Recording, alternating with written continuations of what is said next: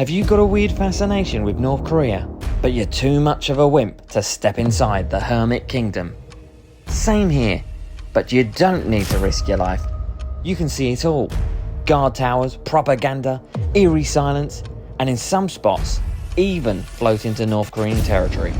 So join me in Dandong, China's gateway to North Korea, as we travel along the border to see what life's really like inside the world's most secretive state. Welcome everyone from a very messy and possibly bugged hotel room in the Chinese North Korean border city of Dandong. Now this is China's largest border city with North Korea, and it's where most of North Korea's trade comes in and out, as well as most of the population crossing between the two countries. So I'm going to go out today and see how close I can get to North Korea, see what I can see from the riverfront, and hopefully purchase a couple of North Korean products that might be floating around this town on the sly as well. But before I go anywhere, I want to show you this absolutely incredible view from my hotel room here, directly into the North Korean border town of Shinuiju. Check this out.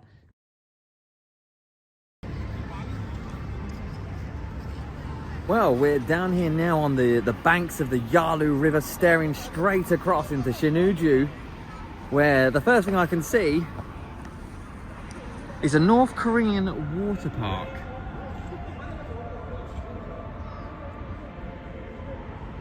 With not many people on it, but what I've noticed on the Chinese side is that we've got these tour boats that look like they give you a tour up and down the river, past the broken bridge, and perhaps to see more sights inside North Korea. So we're going to go and try and book that now and see if we can get a little trip and get, well, as close as possible. Well, I have no idea what that says. 60 and 30, so maybe that's an hour or half an hour. Now, there is one boat, only one boat. okay. Yes. What time? 60, about 11 o'clock, the boat can go. 净收款60元。 Thank you. Go in now. Okay, go now. Yes. 有没有一人一包和危险品？我们给你保管。 Well, I'm not sure what that was about. I've only got one bag, and he said he would look after it for me. But yeah, I managed to get it past him.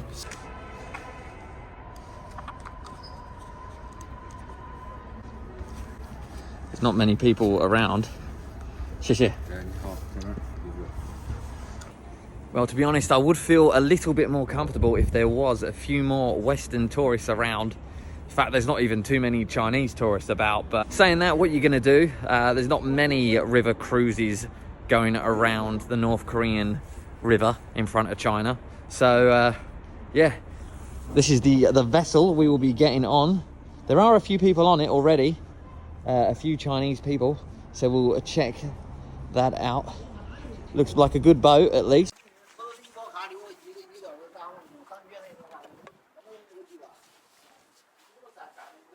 Before we start moving, guys, I'll give you a bit of a better look into North Korea from the banks of Dandong. The first thing that stands out is this sun-shaped building just behind the North Korean water park. And yeah, imagine what that could be. Maybe a hotel for North Korean and Chinese people. There is a lot of tourism that does come from China into North Korea, believe it or not. The boat is starting to fill up now, and most of the Chinese seem to plonk themselves on the left-hand side first. So that's where I've gone. Hopefully that will give me the best views into North Korea. Can tell already I won't learn too much from the guide on this tour, that's for sure. As for the boat itself, guys, it's pretty nice. A bit of a crack in my window, but aside from that, there's plenty of life rafts. So if it does go down, if we do get torpedoed and start to sink, then you can float gently ashore into North Korea, where I'm sure you'll be welcomed. Goodbye, China. This could be it for me. No going back now.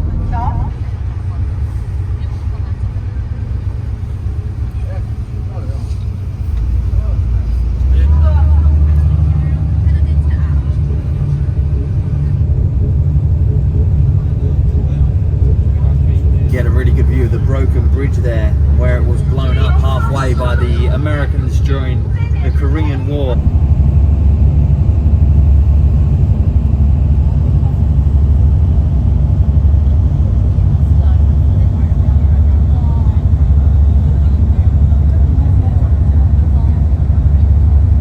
Something that does stand out is the juxtaposition between the two sides of the river.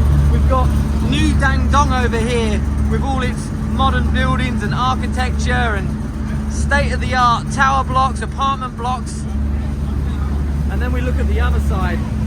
Check this out. You see the difference in wealth and power between the two countries.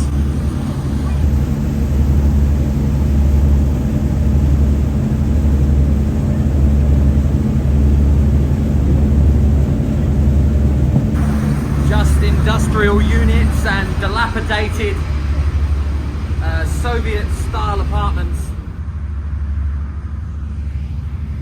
Something you can certainly tell as well is that the Chinese have just as much of a fascination with this place as we do in the West, if not more. You see all the people here crowding around with their binoculars.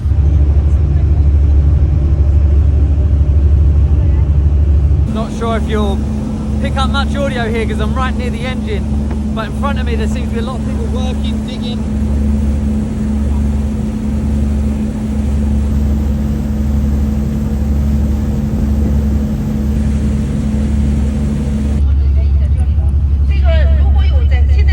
No clue what's going on again. Everyone seems to be moving towards the front of the boat.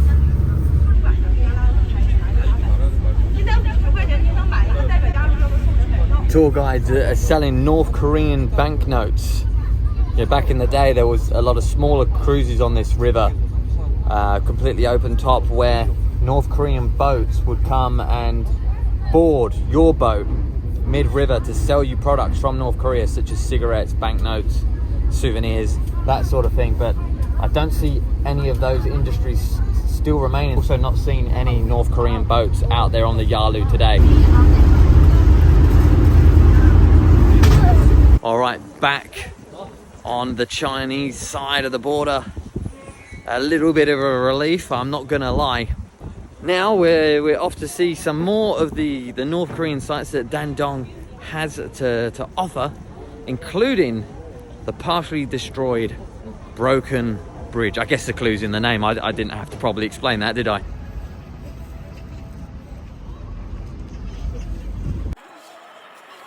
Military-like theme here. Ni hao. One. 欢迎使用微信支付。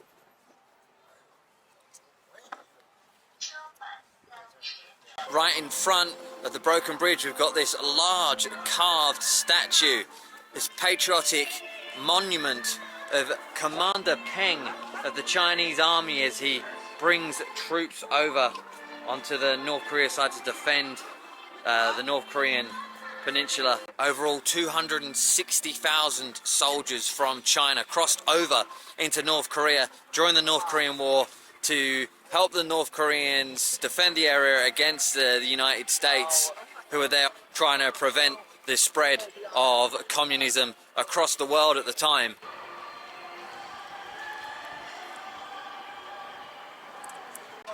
This was, in fact, the first ever iron cast bridge built across this river in 1911. It was actually constructed by the Japanese and blown up in the 50s by the Americans to stop any more of those troops advancing across into North Korea.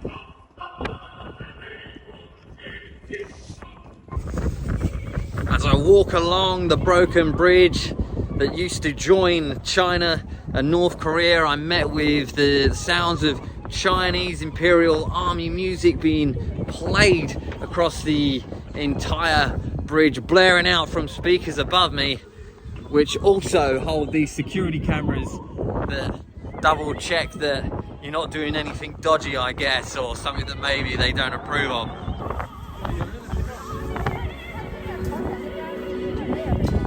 For the happiness of you and your family, please be careful not to cross the fence. The warning right in front of the Chinese Korean war movies there. Sounds like a bit of a threat. Maybe something could potentially happen to you or your family if you did dare to cross any further on this. But not a lot of activity over there, so we're going to go back to Dandong itself now and try and find a little bit more of North Korea from the Chinese-Korean border. On the other side of the sino-Korean friendship bridge that brings most of the trade in and out of China and North Korea, we've got some great views from the other side of what looks like an abandoned factory. Not really much going on there, but this side, heaving with activity, fishermen behind me, and even a little market further along with people selling North Korean products. We're going to go and have a look and see what they have on offer. Got Korean money, Korean cigarettes. Coming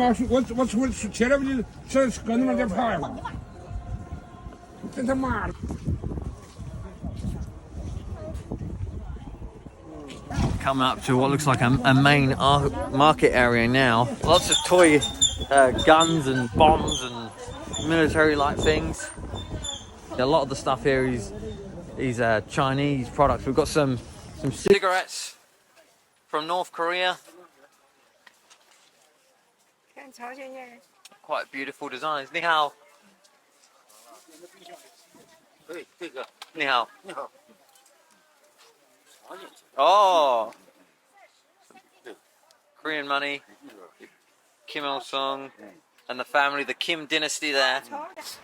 Just had a quick look on Google to find out how much I should pay for that North Korean currency booklet. That kind of took my eye a bit, but apparently it's mostly fake. Fakes that are sold here, produced in China as a replica North Korean money. So if you are looking for the real thing, then yeah, you're gonna have to unfortunately get it from over there, because you won't get it around here. Alright guys, well, it's already 3 PM, so there's not too long left till sunset, but I've discovered that the Great Wall of China actually finishes here too, which should offer us a few more views into the DPRK. So we're gonna head up there now and see if we can gain any more insight in what life is like in North Korea. Ni hao. We're on our way to the Great Wall of China, the very end of the Great Wall of China, where it finishes upon the North Korean border, and that should offer some uninterrupted views into the country. But here we've got this barbed wire fence that follows the road all the way along. I guess people trying to escape North Korea, they won't get very far with things like that, and if they do get past that fence and into China and get caught, they get sent straight back, which obviously ends quite terribly for them when they do return to North Korea.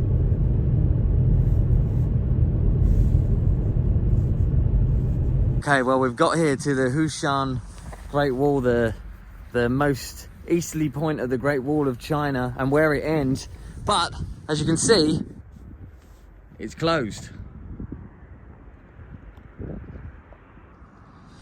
There's no one else around, the ticket offices are closed, and if I'm gonna want to see any more of North Korea, it's I'm gonna have to get this taxi driver to take me a bit further, and he's offering to do it for me for 90 Australian dollars, so about 60 US dollars at the moment. I'm trying to get the price down a little bit, if I'm honest with you. Does seem like maybe a tad expensive for 30 kilometers distance.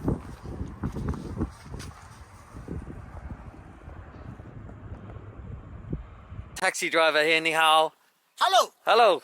He's going to Dandong. Welcome. Welcome to Hushan. He's going to take me to a few more stops. We go further. Papa? Yes. Yes, buddy. Yes. Yes. We're going to go further. It could be a bit expensive, but looks like it might be the only way of me seeing any more of North Korea. So let's go.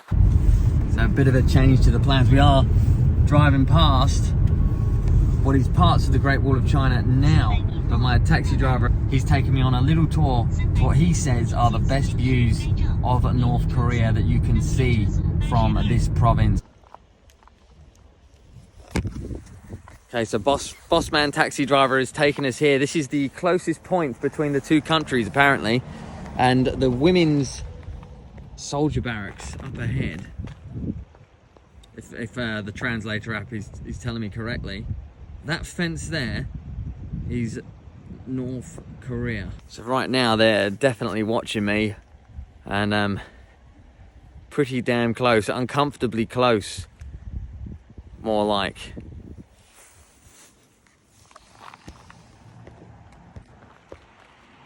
Old mate's taking a piss.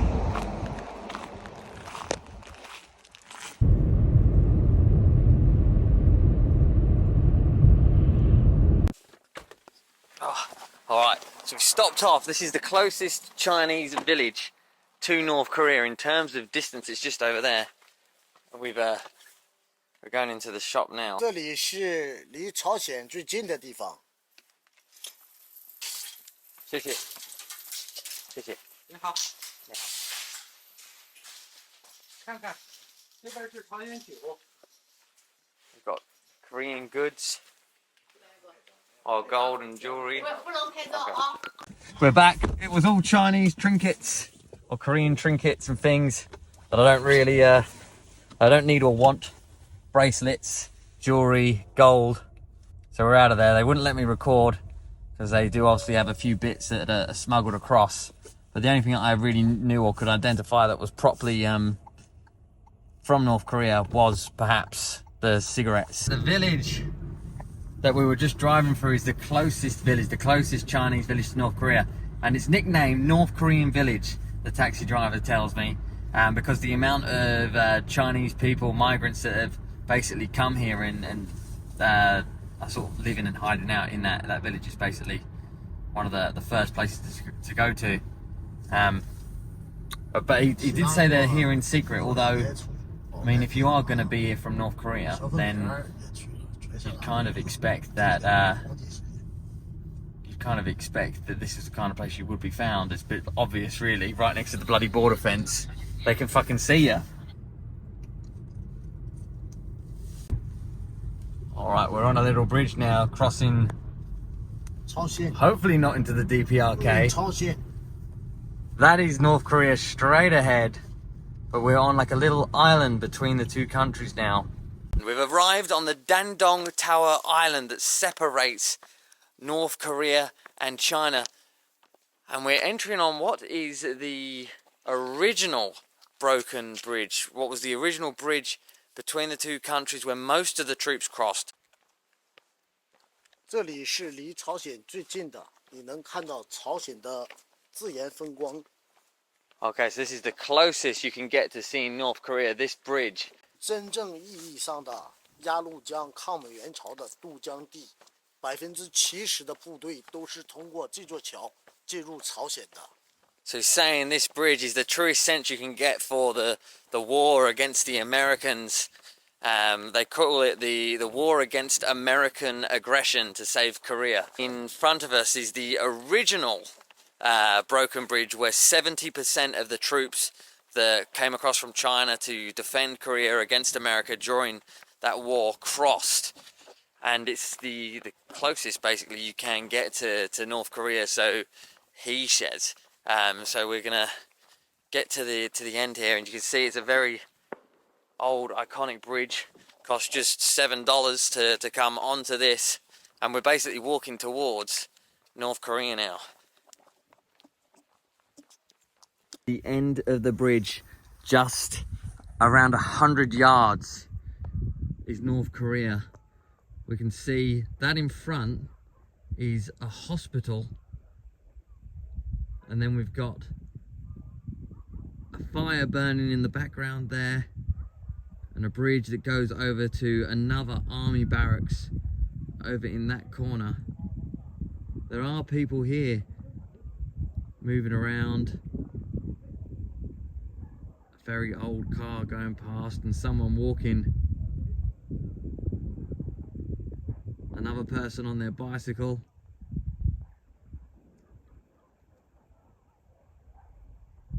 You can hear the odd firework going off over there and dogs barking in the background. It's so close you could yell and they'd hear you if they were on the other side of that riverbank. Now you could basically have a conversation.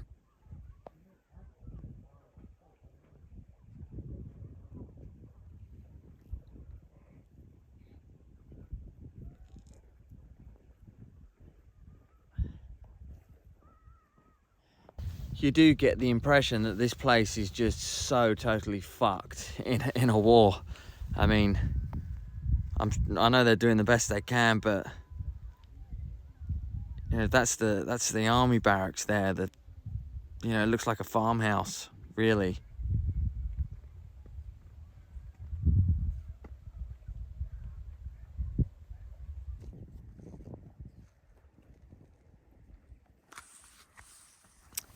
This place also offers some incredible visuals of the China side itself, and just the lengths that this side goes to in, I guess, keeping an eye on making sure they don't get a flood of people coming from North Korea, refugees. There's these huge towers everywhere with cameras surveying the river all the way along. If there is anyone coming, then I'm sure they send out patrol boats and pick them up and take them back.